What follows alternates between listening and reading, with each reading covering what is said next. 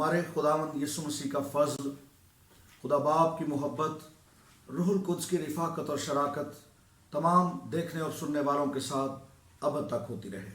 ہم نے علم الآخرت کے پچھلے اسباق میں 2 مضامین پر غور کیا تھا کہ موت کیا ہے اور موت کی کتنی اقسام ہیں کتاب مقدس کے مطابق، اور پھر ہم نے پڑھا کہ انسان کے مرنے کے بعد روحیں قیامت تک کہاں پر قیام کرتی ہیں، یعنی روحوں کی درمیانی حالت، اس پر ہم نے غور کیا تھا اور ہم نے پڑھا۔ آج ہم جس مضمون پر پہنچ چکے ہیں وہ انتہائی اہمیت کا حامل ہے۔ آج ہم گفتگو کریں گے مسیح کی آمد ثانی پر، اور مسیح کی آمد ثانی مسیحی تعلیمات میں اور بالخصوص علم الآخرت کی تعلیمات میں انتہائی اہم موضوع ہے، انتہائی اہم مضمون ہے، اور کتاب مقدس میں مسیح کی آمد ثانی کا مضمون انتہائی اہمیت کا حامل ہے۔ اور اس مضمون کے بارے میں صرف عہد جدید میں 300 مرتبہ اس کا ذکر پایا جاتا ہے، اور المسیح نے خود اپنے شاگردوں کو یہ وعدہ دیا تھا۔ اس نے کہا تھا، میں جاتا ہوں اور میں پھر آ کر تمہیں اپنے ساتھ لے جاؤں گا۔ اور یہ وعدہ آج بھی ایمانداروں کے لیے، کسی سچے مسیحی کے لیے ایک قیمتی اثاثہ ہے، اور وہ یہ جانتا ہے کہ اس کا خداوند اسے لینے کے لیے آنے والا ہے۔ بائبل مقدس اس وعدے کو مقدسوں کی مبارک امید کہتی ہے، اور یہ مبارک امید ہمارے دلوں کے اندر اس امید کی شمع جلتی ہی رہتی ہے، اور ہم اپنے خداوند کا انتظار کر رہے ہیں۔ اس کی اہمیت اس بات سے اور بھی زیادہ ہو جاتی ہے کہ کتاب مقدس میں عہد جدید میں خداوند یسوع مسیح نے اپنے پیروکاروں کو، اپنے شاگردوں کو 50 مرتبہ حکم دیا کہ وہ اس کی آمد کے لیے تیار رہیں۔ 50 مرتبہ اس کے ماننے والوں کے لیے عہد جدید میں یہ حکم موجود ہے کہ وہ اس کے آنے کے لیے تیار رہیں۔ آج جب ہم آمد ثانی کے مضمون پر گفتگو کر رہے ہیں تو سب سے پہلے میں ایک سوال اٹھانا چاہتا ہوں۔ جب ہم آمد ثانی کو سیکھیں گے، مسیح کے دوسری بار آنے کو سیکھیں گے، تو میں سب سے پہلی بات جو بیان کرنا چاہتا ہوں وہ یہ ہوگی کہ آمد ثانی کیا نہیں ہے۔ اس کا مطلب یہ ہے کہ دنیا کے اندر بہت سے لوگ بہت سے واقعات کو آمد ثانی کے ساتھ جوڑ دیتے ہیں، وہ بہت سے واقعات کو آمد ثانی کے ساتھ نتھی کر دیتے ہیں۔ پہلے ہمیں غور کرنا چاہیے کہ کون کون سے واقعات ہیں جو تاریخ میں رونما تو ہوئے لیکن وہ آمد ثانی نہیں تھے، اور کون کون سے ایسے نظریات ہیں دنیا کے اندر جن کے بارے میں کہا جاتا ہے کہ جی یہی آمد ثانی ہے۔ پہلی بات جو میں بیان کرنا چاہتا ہوں، کئی لوگوں کا یہ خیال ہے کہ ایماندار کی موت مسیح کی آمد ثانی ہے، لیکن ہم دلیل کے ساتھ یہ بات کہنا چاہتے ہیں کہ ایمانداروں کی رحلت کر جانا، ایمانداروں کی موت مسیح کی آمد ثانی نہیں ہے۔ ان کا خیال ہے کہ ایماندار کا مسیح کے پاس چلے جانا، اس کے لیے جو شخص اس زمین سے چلا گیا، اس کی مسیح کے ساتھ ملاقات ہو گئی، اس کے لیے یہی آمد ثانی ہے۔ لیکن ہم کتاب مقدس کے مطابق بیان کرنا چاہتے ہیں۔ اگر آپ تسلنیکیوں کے نام مقدس پولس رسول کا پہلا خط پڑھیں، اس کے 4 باب کی 16ویں آیت یہ بیان کرتی ہے، وہاں پر اس بات کو بڑی وضاحت کے ساتھ بیان کیا گیا ہے کہ مسیح کے آنے پر ایمانداروں کے بدن غیر فانی اور جلالی حالت میں زندہ کیے جائیں گے، یعنی وہ تمام ارواح، مقدسوں کی ارواح جو آسمان پر چلی گئیں، جب ہمارا خداوند یسوع مسیح آئے گا تو سب سے پہلے وہ جو مسیح میں سو گئے وہ غیر فانی اور جلالی حالت میں ان کی ارواح ان کے بدنوں میں آئیں گی۔ یاد رہے میں بار بار یہ لفظ استعمال کر رہا ہوں، وہ فانی بدنوں میں زندہ نہیں ہوں گے اور دوبارہ موت کا کوئی ان پر اختیار نہیں ہوگا۔ وہ غیر فانی اور جلالی حالت میں زندہ ہوں گے اور وہ ہوا میں اڑ کر مسیح کا استقبال کریں گے۔ اسی طرح کرنتھس کی کلیسیا کے نام لکھا گیا پہلا خط، اس کے 15ویں باب کی 26ویں آیت یہ بیان کرتی ہے کہ سب سے پچھلا دشمن جو نیست کیا جائے گا وہ موت ہے، اس لیے وہ تو موت کو ختم کرنے آ رہا ہے۔ اس لیے یہ کیسے ممکن ہے کہ ایماندار کی موت مسیح کی آمد ثانی ہو؟ ہم یہ سمجھتے ہیں کہ ہمارا خداوند موت کو کلی طور پر ختم کرنے کے لیے آ رہا ہے، اور سب سے آخری دشمن جو نیست کر دیا جائے گا وہ بدن کی موت ہی ہے۔ دوسری بات، کچھ احباب، کچھ لوگوں کا یہ خیال ہے کہ عید پینتی کوست کے دن روح القدس کا نزول مسیح کی آمد ثانی ہے، لیکن ہم بیان کرنا چاہتے ہیں کہ عید پینتی کوست کے دن روح القدس کا نزول مسیح کی آمد ثانی نہیں تھا۔ ہمارے خداوند نے خود اپنی زبان مبارک سے فرمایا تھا۔ اگر آپ کتاب مقدس کو پڑھیں، میں حوالہ کوٹ کرنا چاہتا ہوں، یوحنا رسول کی معرفت لکھی گئی انجیل اس کے 14ویں باب کی 16ویں آیت، وہاں پر خداوند یسوع مسیح نے جب اپنے شاگردوں کو کے لیے روح القدس کا وعدہ کیا، روح القدس کا وعدہ کیا، تو اس کے لیے جو الفاظ اس نے استعمال کیے گئے، یہ اس نے کہا میں جاتا ہوں اور دوسرا مددگار تمہارے لیے بھیجوں گا۔ دوسرا مددگار، another comforter، another لفظ انتہائی قابل غور ہے۔ another کا مطلب ہے دوسرا، ایک اور شخص، ایک اور شخصیت۔ پاک تثلیث کے مکاشفہ کے مطابق ہم جانتے ہیں خدا باپ، خدا بیٹا اور خدا روح القدس، یہ تینوں اشخاص پاک تثلیث میں، پاک ثالوث میں موجود ہیں، اور ان کے اپنے اپنے کام ہیں، اور وہ اپنے اپنے کام کرتے ہیں۔ اس لیے روح القدس کا نزول عید پینتی کوست کے دن یہ مسیح کی آمد ثانی نہیں تھا۔ اور ہم یہ بھی دیکھتے ہیں، بائبل مقدس کے اسٹوڈنٹس، طالب علم یہ جانتے ہیں کہ پینتی کوست کے بعد بھی رسول مسیح کی آمد ثانی کے ذکر کو دہراتے رہے، اور آج بھی روح القدس سے معمور کلیسیائیں اپنے آقا، اپنے خداوند کی آمد کی منتظر ہیں۔ سو ثابت ہوا کہ روح القدس کا نزول مسیح کی آمد ثانی ہرگز نہیں ہو سکتا۔ تیسری بات جو میں کرنا چاہتا ہوں، کچھ لوگوں کا یہ خیال ہے کہ 70 مسیح میں رومی حکومت کے ہاتھوں سقوط یروشلم، یعنی یروشلم کی تباہی اور ہیکل کی بربادی، یہ مسیح کی آمد ثانی تھی، اور وہ اس کو جوڑتے ہیں متی رسول کی معرفت لکھی گئی انجیل اس کے 24ویں باب کی پیشنگوئیوں کے ساتھ۔ لیکن میں بیان کرنا چاہتا ہوں کہ یروشلم کی تباہی، ہیکل کی بربادی، ہیکل کا تباہ کیا جانا، یہ متی رسول کی انجیل اس کے 24ویں باب کی دوسری آیت، اور مرکس 13ویں باب کی دوسری آیت، اور لوکا 21ویں باب کی 6ٹھی آیت نبوت کی، جو ہمارے خداوند یسوع مسیح نے نبوت کی تھی، یہ پیشن گوئی تھی، اور اس نے فرمایا تھا اپنی زبان مبارک سے، یہاں کسی پتھر پر کوئی پتھر باقی نہ رہے گا جو گرایا نہ جائے گا۔ اور ہم جانتے ہیں کہ یہ پیشن گوئی 70 مسیح میں پوری ہوئی۔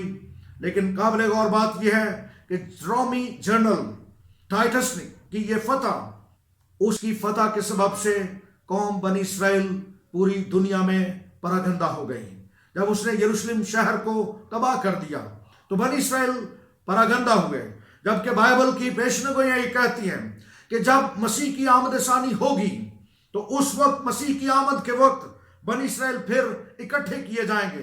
سو یاد رہے کہ 70 مسیح میں یروشلم کی تباہی، سقوط یروشلم، یہ مسیح کی آمد ثانی نہیں تھا۔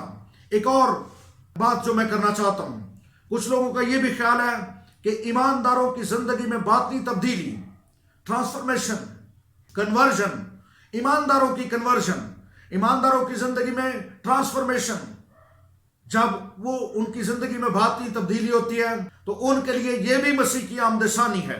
لیکن میں بیان کرنا چاہتا ہوں کہ مسیح کی آمد پر ایمانداروں کا بدل جانا یہ ایک فرق بات ہے، اور اب اس دور میں ایمانداروں کے اندر روحانی اعتبار سے باطنی تبدیلی ایک فرق بات ہے۔ ہم ایک حوالہ پڑھیں گے، عبرانیوں کے نام مقدس پولس رسول کا خط، اس کے 9ویں باب کی 28ویں آیت میں لکھا ہے، اسی طرح مسیح بھی ایک بار بہت لوگوں کے گناہ اٹھانے کے لیے قربان ہو کر دوسری بار بغیر گناہ کے نجات کے لیے ان کو دکھائی دے گا جو اس کی راہ دیکھتے ہیں۔ اور یہاں پر بڑی صفائی کے ساتھ ہم جان سکتے ہیں کہ مسیح ایک بار اس زمین پر قربان ہونے کے لیے مجسم ہوا. وہ آیا اور وہ زندگیوں کو بدلتا ہے، وہ زندگیوں کو تبدیل کرتا ہے، لیکن وہ دوسری بار بغیر گناہ کے نجات کے لیے ان کو دکھائی دے گا جو اس کی راہ دیکھتے ہیں. ایمانداروں کی زندگی میں باطنی تبدیلی مسیح کی دوسری آمد نہیں ہے. تو پھر سوال پیدا ہوتا ہے، ہم اہم بات کی طرف بڑھ رہے ہیں کہ مسیح کی آمد ثانی ہے کیا؟ مسیح کی آمد ثانی کیا ہے؟ اور اس تناظر سے میں بڑی ذمہ داری کے ساتھ یہ کہنا چاہتا ہوں، second coming of Christ is not symbolical اور فگریٹو. غور کیجئے میں نے کیا کہا. ہمارے خداوند یسوع مسیح کی دوبارہ آمد یہ تشبیہاتی اور استراتی نہیں ہے. کچھ لوگ یہ بھی سمجھتے ہیں کہ یہ تشبیہاتی سمبولیکلی بات ہے، لیکن یہ تشبیہاتی اور استراتی نہیں ہے. ہمارے خداوند یسوع مسیح کی دوسری آمد ہے کیا؟ The second coming of Christ is a literal coming or return. اس کی دوسری آمد معنوی ہے، یہ لفظی ہے. اور مسیح کی دوسری آمد یا آمد ثانی تشبیہاتی یا استراتی نہیں ہے، بلکہ مسیح کی دوسری آمد حقیقی، معنوی اور شخصی ہوگی. اور میں یہ بھی بیان کرنا چاہتا ہوں، سنیے، اس کی دوسری آمد حقیقی، معنوی اور شخصی اسی طرح ہوگی جس طرح وہ پہلی آمد میں یہاں پر موجود تھا. لیکن فرق اس بات میں تھا کہ پہلی آمد کے موقع پر اس نے انسان کے گناہ کے کفارے کے لیے انسانی بدن اختیار کیا تھا. وہ انسانی بدن کی صورت میں یہاں پر موجود رہا، ہمارے درمیان رہا، اور اس نے صلیب پر چڑھ کر بنی نوع انسان کی نجات کے لیے کفارہ دیا. یہ ضروری تھا کہ وہ انسانی بدن میں کفارہ دیتا، لیکن اب وہ اپنے جلالی بدن میں آنے والا ہے. لیکن وہ شخصی طور پر خود آئے گا، اور ہمارے خداوند یسوع مسیح کی آمد شخصی ہوگی. He will come in his personal presence. میں خوشی کے ساتھ اس بات کا اظہار کرنا چاہتا ہوں کہ اس کی پرسنل پریزنس ہوگی. میں ایک وعدہ پڑھنا چاہتا ہوں جو اس نے خود ہمارے ساتھ کیا. یوحنا کی انجیل اس کے 14ویں باب میں اس نے اپنے لوگوں کے ساتھ، اپنی کلیسیا کے ساتھ، اپنی دلہن کے ساتھ وعدہ کیا ہے. اس نے فرمایا، میں جاتا ہوں تاکہ تمہارے لیے جگہ تیار کروں، اور اگر میں جا کر تمہارے لیے جگہ تیار کروں تو پھر آ کر دوبارہ آ کر میں تمہیں اپنے ساتھ لے لوں گا، تاکہ جہاں میں ہوں تم بھی ہو. ہم اس وعدے پر یقین کرتے ہیں کہ ہمارا خداوند یسوع مسیح دوبارہ شخصی طور پر موجود ہوگا. ایک اور حوالہ، ایک اور دلیل کہ وہ شخصی طور پر آئے گا. اس کی آمد تشبیہاتی نہیں ہوگی، بلکہ وہ بدنی طور پر موجود ہوگا. ہم دیکھتے ہیں کہ جب خداوند یسوع مسیح ہوا، دفن ہوا، اور تیسرے دن موت اور قبر پر فتح پا کر جی اٹھا، تو اس کے بعد وہ 40 دن تک غیر فانی اور جلالی بدن کی حالت میں اپنے شاگردوں سے ملاقات کرتا رہا. وہ ان سے ملتا تھا، وہ ان کے ساتھ گفتگو کرتا تھا، وہ ان سے بادشاہی کی باتیں کرتا تھا. اور ان کی آخری ملاقات کوہ زیتون پر ہوئی. اور کوہ زیتون پر جب وہ اپنے شاگردوں سے گفتگو کر رہا تھا، جب وہ اپنے شاگردوں سے باتیں کر رہا تھا، تو بائبل یہ بیان کرتی ہے کہ ان کے دیکھتے ہی دیکھتے وہ اوپر اٹھا لیا گیا، بادلوں میں اٹھا لیا گیا. وہ حیران ہوئے. اور یہاں پر جب شاگرد بڑی حیرانگی کی حالت میں کھڑے ہیں، تو بائبل میں یہ بھی بیان کیا گیا ہے کہ 2 فرشتوں نے شاگردوں سے مخاطب ہو کر کہا، اے گلیلی مردو، تم کیوں کھڑے آسمان کی طرف دیکھتے ہو؟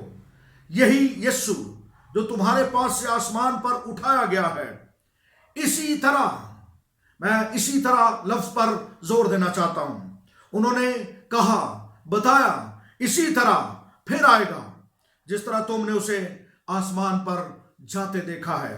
سو ہم دلیل کے طور پر یہ بات کرتے ہیں کہ جس طرح مسیح غیر فانی اور جلالی بدن کی حالت میں بادلوں پر اٹھایا گیا، بالکل اسی طرح وہ پھر آنے والا ہے. اور اس کی آمد ظاہری ہوگی، بدنی ہوگی اور شخصی ہوگی. Second coming of Christ will be very personal اور فزیکل ہوگی. विजिबल होगी। मैं 3 लफ्ज बोल रहा हूं, उसकी आमद पर्सनल होगी, फिजिकल होगी और विजिबल होगी। वो ऐसे बदन में आएगा, हम उसको देख सकेंगे, गैर फानी और जलाली बदन की हालत में ईमानदार उसको छू सकेंगे, उसको देख सकेंगे और उसके साथ बातचीत कर सकेंगे। हम फिर अब्दुल आबाद उसके साथ रहेंगे और उसकी आमद ज़ाहिरी भी होगी, हर एक आंख उसे देखेगी। नबूवती किताब यानी मुकाशफा की किताब ये बयान करती है, उसके पहले बाब की 7वीं आयत में लिखा है, वो बादलों के साथ आने वाला है और हर एक आंख उसे देखेगी, हर एक आंख उसे देखेगी। एक और बात मैं आपसे बयान करना चाहता हूं इसी तनाजुर में, और मैं इस बात पर जोर दे रहा हूं कि हमारे खुदावंद यीशु मसीह की आमद तशबीहाती और इस्ताराती नहीं होगी, बल्कि ये शख्सी आमद होगी। वो शख्सी तौर पर आमौजूद होगा। मैं आपको लेकर जाना चाहता हूं किताब मुकद्दस के ओरिजिनल मतन की तरफ। मैंने कहा कि बाइबल मुकद्दस में उसके आने का जिक्र किया गया है, और एक लफ्ज मसीह की आमद के लिए जो इस्तेमाल हुआ है यूनानी जुबान का लफ्ज ओरिजिनल टेक्स्ट में, वो है पैरोसिया। पैरोसिया लफ्ज इंतहाई अहमियत का हामिल है, और ये लफ्ज गौर से सुनिए, मत्ती की इंजील उसके 24वें बाब की 3री आयत में, 27वीं आयत में, 37वीं आयत में और फिर 39वीं आयत में इस्तेमाल हुआ है, जहां पर लिखा गया है इब्ने आदम आएगा, इब्ने आदम आएगा, इब्ने आदम आएगा। और ये लफ्ज इंतहाई अहमियत का हामिल है। इस लफ्ज को अहद जदीद में तकरीबन 24 मरतबा इस्तेमाल किया गया है, और पैरोसिया लफ्ज का मतलब है शख्सी तौर पर आमौजूद होना, किसी शख्स का शख्सी तौर पर उस जगह पर हाजिर होना, किसी की शख्सी हाजिरी। और अहद जदीद में और जगहों पर यह लफ्ज पैरोसिया जब इस्तेमाल हुआ तो इसका मतलब यही था कि शख्सी तौर पर आमौजूद होना। मैं दलील के तौर पर 2 हवाला जात पढ़ना चाहता हूं। ग्रंथस की कलीसिया के नाम लिखा गया दूसरा खत, उसके 10वें बाब की 10वीं आयत, यहां पर मुकद्दस पौलुस रसूल ने लिखा, वो अपने मुतल्लिक ये लिखता है, उसके खत तो अलबत्ता मुअस्सर और जबरदस्त हैं, लेकिन जब खुद मौजूद होता है तो कमजोर सा मालूम होता है। जब खुद मौजूद होता है, यहां पर खुद मौजूद होने के लिए, पर्सनल प्रेजेंस के लिए, विजिबल होने के लिए जो लफ्ज इस्तेमाल किया गया है वो पैरोसिया ही है। एक और हवाला ग्रंथस की कलीसिया के नाम लिखा गया दूसरा खत, उसके 7वें बाब की 6ठी आयत, वहां पर लिखा है, तो भी आजिजों को तसल्ली बख्शने वाले यानी खुदा ने तीतुस के आने से हमको तसल्ली बख्शी।